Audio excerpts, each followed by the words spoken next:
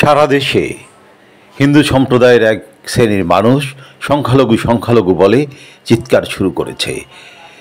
তারা এমন আচরণ করছে যেন তাদের সবাইকে পুড়ে জ্বালিয়ে দেওয়া হচ্ছে।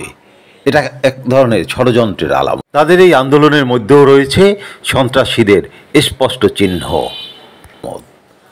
আর এদিকে আনসার বাহিনীকে নিয়েও চলছে আরেক ষড়যন্ত্র। ঠিক যখন অন্য সব জেলায় চলছে শান্তির আভাস, মন্দির গির্জা সহ হিন্দু খ্রিস্টান ভাইদের বাড়িঘর মন্দির পাহারা দিচ্ছেন সাধারণ মানুষ ও আলেম সমাজ। সিভিল পোশাকে আনসার সদস্যদের উপর গুলি করা এবং সংখ্যালঘু চিৎকার করে শাহবাগ সহ সারা দেশে হিন্দু ভাই বোনদের জড়ো হওয়াটা এই সংকট মুহূর্তে কতটা যৌক্তিক তা আর বলার অপেক্ষা রাখে না।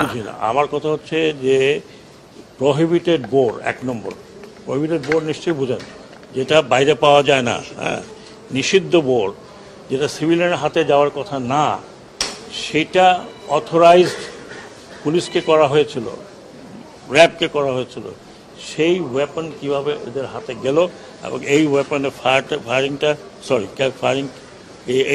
এই আপনার আনসারদের ওরা তো বাইরে হয়নি, একজন দুজন হয়তো ছিল, তাদের ওখানে ফায়ার করলো। এবং আমাকে ভিডিও আমি দেখলাম, একটা সিভিলিয়ান ছেলে 7.62 হাতে নিয়ে চলে গেছে। তার মানে এই রাইফেল আর ফেরত আসে নাই। এটা হতে পারে একটা দেশে? কেমন কথা? মানে এক ধরনের, মানে কি বলবো, আমি এই ধরনের স্বৈরাচার ব্যবস্থা দেখি নাই। আপনারা ওই আর্মির লোকজন আসছে, তাদেরকে স্বৈরাচার বলেন? তারা তো রাইফেল তো কোনো সিভিলিয়ানের হাতে তুলে দেয়নি। এখন এই রাইফেলগুলো মিসিং। তো এই প্রসঙ্গে আমি একটা সুযোগ পেয়ে বলছি, যাদের হাতে এই আনঅথরাইজড ওয়েপন আছে, আগামী 7 দিনের মধ্যে তারা নির্দিষ্ট থানায় জমা দেবেন। যদি জমা না দেন তাহলে দুইটা চার্জ লাগবে। একটা হচ্ছে অবৈধ ওয়েপন, আর একটা হচ্ছে সরকারি নিষিদ্ধ ওয়েপন আপনাদের হাতে। সেটার জন্য আন্তর্জাতিক আদালতও যাওয়া যেতে পারে, যে একটু কোথা থেকে পেয়েছেন। This is known as prohibited board, নিষিদ্ধ বোর্ড 7.62। আমার পেছনে যারা আছেন সেনাবাহিনী অফিসার, ওনারাও সেনাবাহিনী অফিসার, জিজ্ঞেস করেন এটা প্রহিবিটেড বোর্ড কিনা। This is known as prohibited board. তো সেটা কিভাবে গেল? এখানে আনসারদের যা দেখলাম, যা আমি ছবি দেখলাম, তাতে বেশিরভাগই হচ্ছে ইয়াং ছেলে, সিভিল ড্রেস পরা। হু আর দিস পিপল? আমরা শিওর চেষ্টা করবো এদেরকে খুঁজে বের করা। আর যদি ভালো চান, আমি অফার করছি এই রাইফেলগুলো ফেরত দিতে হবে ইন 7 days টাইম। আজকের থেকে 7 দিন হলে কয়দিন?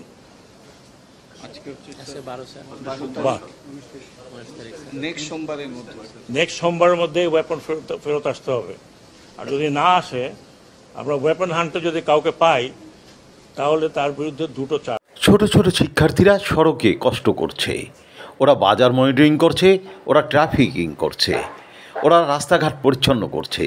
আর এক শ্রেণীর লোক এই দেশকে আবারও অশান্ত করার চেষ্টায় ব্যস্ত হয়ে উঠেছে।